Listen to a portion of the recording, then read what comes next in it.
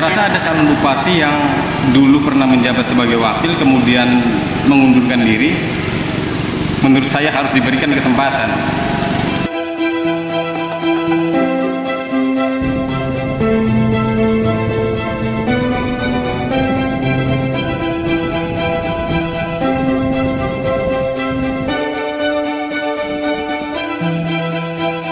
Maaf Kang, boleh minta waktunya? Saya mau nanya-nanya seputar pemilihan Bupati di Indramayu. Iya, silakan. Sebelumnya bisa perkenalkan nama dan asal dari mana? Nama saya Supriyanto dari Eretan Wetan. Kemarin sudah dilaksanakan acara debat dan penyampaian visi dan misi. Apakah Anda ikut menyimak? Iya, kemarin saya ikut menyimak. Apa pendapat Anda setelah menyimak acara tersebut, Kang? Menurut saya bagus karena panggung visi misi merupakan ajang untuk menguji kemampuan masing-masing calon. Karena dengan begitu masyarakat bisa melihat kualitas dari masing-masing pasangan calon dengan jelas. Seberapa besar mereka memiliki niat baik untuk mengurus masyarakat ke depannya. Kemudian seberapa hebat juga kemampuan yang mereka miliki untuk mengelola pemerintahan nanti ketika terpilih. Adapun penilaian Anda mengenai penyampaian dari masing-masing calon seperti apa? Mereka pun sadar bahwa mereka harus menyiapkan gagasan dan ide-ide terbaik untuk disuguhkan di muka publik. Hanya saja yang menjadi pertanyaan, apakah kelak ketika mereka terpilih, semua program kerja dan visi misi yang sudah disampaikan di muka publik itu dapat dijalankan secara serius. Kita bisa menganggap bahwa apa yang disampaikan kemarin melalui panggung visi misi ini merupakan buku kosong sebenarnya. Para calon pemimpin sedang berusaha untuk memberikan judul menarik, mendesain gambarnya sebaik mungkin, tapi ketika kelak mereka terpilih, apakah catatan buku kosong ini dapat ditulis dengan baik atau tidak, ini kan masih belum kita ketahui secara bersama. Sebuah rencana yang baik ketika dalam pelaksanaannya nanti tidak dijalankan dengan serius, maka agenda visi misi, penyampaian program-program yang disampaikan pada saat masa kampanye hanya akan menjadi bualan dan omong kosong para calon pemimpin saja itu. Apakah bisa digambarkan keseriusan pemimpin yang seperti apa yang diharapkan masyarakat? Kita ambil contoh mengenai program pelayanan masyarakat. Program ini merupakan program yang kerap kali muncul dalam momentum pemilihan. Hampir setiap pasangan calon menyampaikan bahwa akan membangun pelayanan masyarakat yang mudah, cepat, gratis, dan lain-lain. Ketika masyarakat kembali ke kantor pelayanan untuk mengurus surat-surat, yang paling melekat adalah administrasi dasar kependudukan. Biasanya pembuatan KK, KTP, akte kelahiran, dan lain-lain.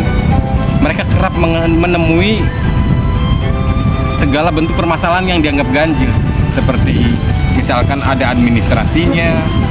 Sudah jelas dalam konsep visi misi disampaikan bahwa calon tersebut menyatakan gratis, tapi ketika sudah berjalannya program tersebut ada saja, Pak, ini ada administrasinya, mohon maaf Pak, belangkonya habis, komputernya rusak, sinyalnya lelet, dan lain-lain. Yang pada akhirnya masyarakat kembali bertumpu pada biro jasa. Mereka harus mengeluarkan biaya lebih untuk bisa mengakses kebutuhan mereka. Tentu saja jawaban biro jasa, apapun bisa diurus. Mau yang kilat bahasa mereka atau yang biasa. Kalau yang proses kilat biasanya lebih cepat tapi lebih mahal. Pemerintah bisa cek berapa banyak jumlah biro jasa yang mangkal dan standby di masing-masing kantor pelayanan.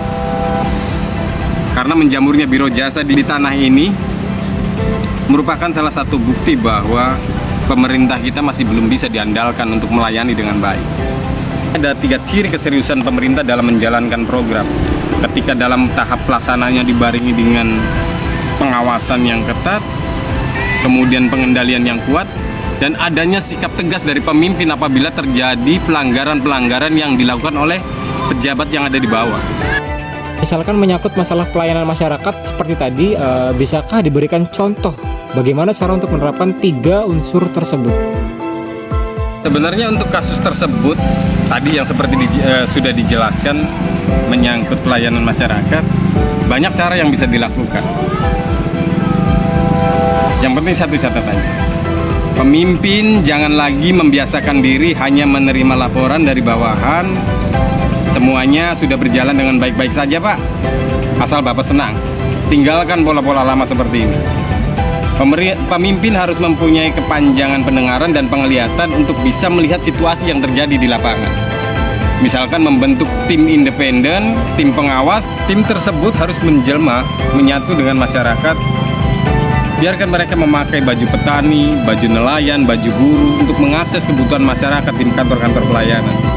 Dengan berbekal kamera tersembunyi, kemudian ketika terjadi temuan kasus, maka muat dalam agenda rapat.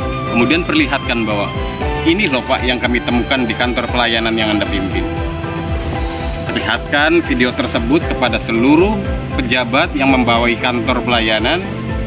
Dan saya rasa ini akan menjadi kendali bagi para pejabat yang ada di bawah agar tidak lagi bermain kepada masyarakat di belakang pemimpin.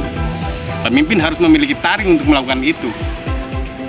Tunjukkan kepada mereka seberapa serius pemimpin memiliki perhatian dan kepedulian untuk melindungi masyarakatnya. Dan poin yang ketiga adalah adanya sikap dan keberanian untuk menindak tegas seluruh aparatur yang melakukan pelanggaran di lapangan. Ini kayaknya yang agak sulit untuk dilakukan para pemimpin-pemimpin kita. Karena mengingat masa kampanye dulu, para pejabat yang menduduki porsi di masing-masing lini dianggap adalah orang-orang yang memiliki jasa dan peran dalam melakukan pemenangan. Sehingga peran dan jasa para pejabat tersebut dianggap lebih besar daripada amanat yang sudah masyarakat berikan. Yang pertama adalah contoh daripada program pelayanan masyarakat. Kemudian saya sampaikan bahwa program perlindungan sosial pun tidak jauh memiliki banyak masalah yang harus mendapatkan perhatian secara khusus dari pimpinan atau dari pemerintah. Menyangkut jaminan kesehatan, jaminan pendidikan, bantuan pangan, dan lain-lain.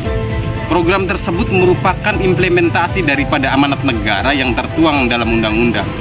Target dan sasarannya adalah rakyat tidak mampu, rakyat miskin.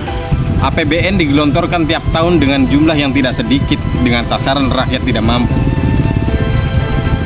Masyarakat tidak mampu hanya akan bisa mengakses haknya dan bantuan tersebut ketika mereka terjaring dalam pendataan.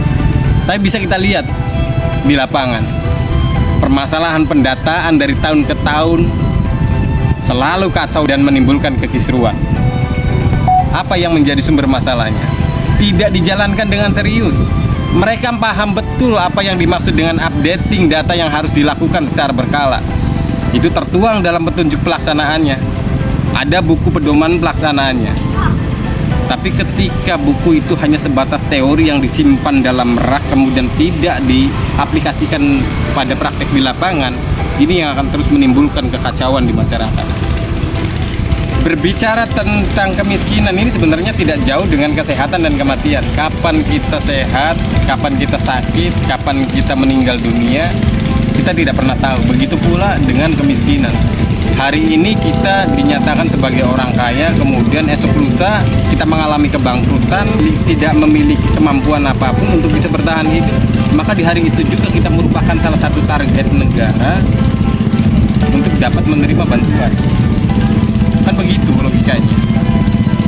Tapi apa yang terjadi sampai sejauh ini? Jangankan orang miskin baru, orang miskin yang sudah seumur hidup saja kadang sulit untuk bisa mengakses bantuan tersebut. Ada yang 2 tahun, 3 tahun datanya tidak muncul dengan alasan kuotanya terbatas. Padahal kemiskinan ketika memang sudah tercantum dalam program pemerintah sifatnya prioritas. Kita bisa analogikan seperti ini.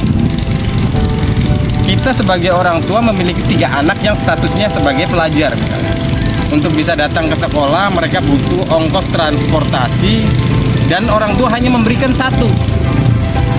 Yang 2 disuruh jalan kaki, yang 1 dikasih ongkos untuk kendaraan.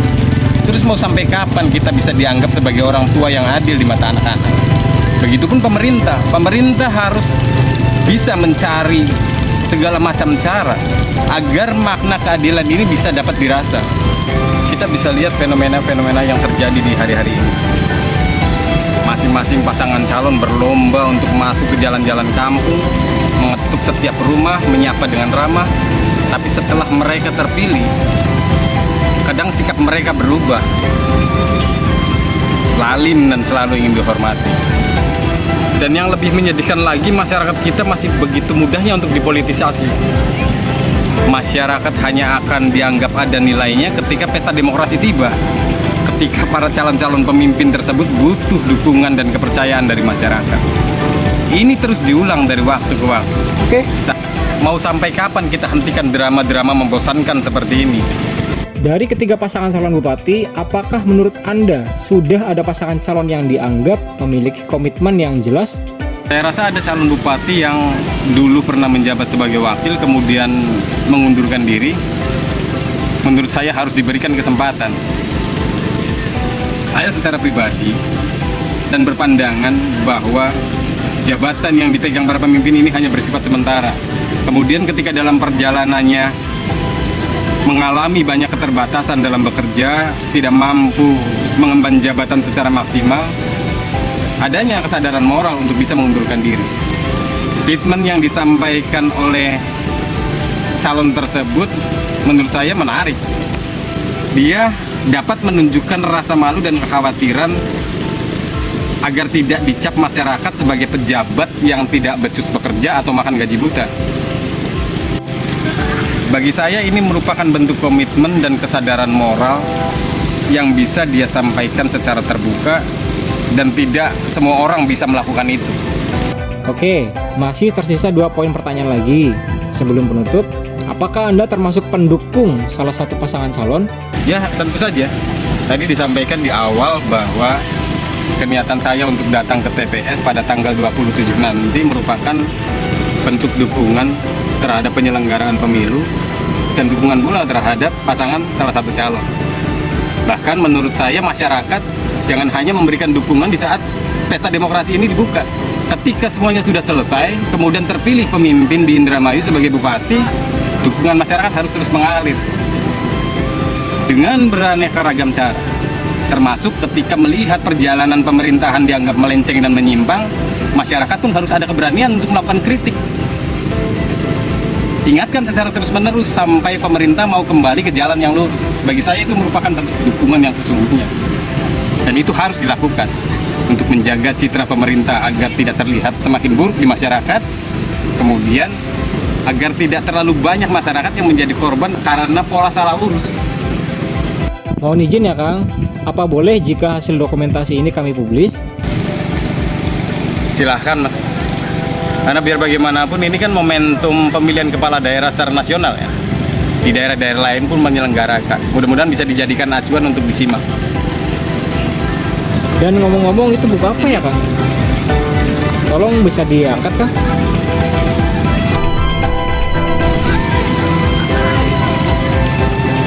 Bukunya besar banget ya Kang ya?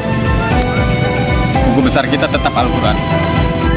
Baik Kang, terima kasih atas waktunya. Sebagai penutup, pesan dan harapan seperti apa yang ingin disampaikan? Pesan dan harapan kepada para calon bupati yang hari ini sedang mengikuti kontestasi. Semoga semua kegiatan bisa berjalan secara lancar. Kemudian berkontestasilah dengan cara sepositif dan sebaik mungkin. Pesan untuk calon pemimpin yang akan terpilih nanti, ingatlah bahwa kepercayaan itu merupakan sebuah amanah. Masa jabatan 5 tahun ini bersifat sementara dan kehidupan yang kita jalani tidak selamanya. Harapannya semoga ke depan Indramayu dapat memiliki pemimpin yang benar-benar mengerti akan tanggung jawab, sehingga dapat membawa Indramayu pada kemajuan dan kejayaan.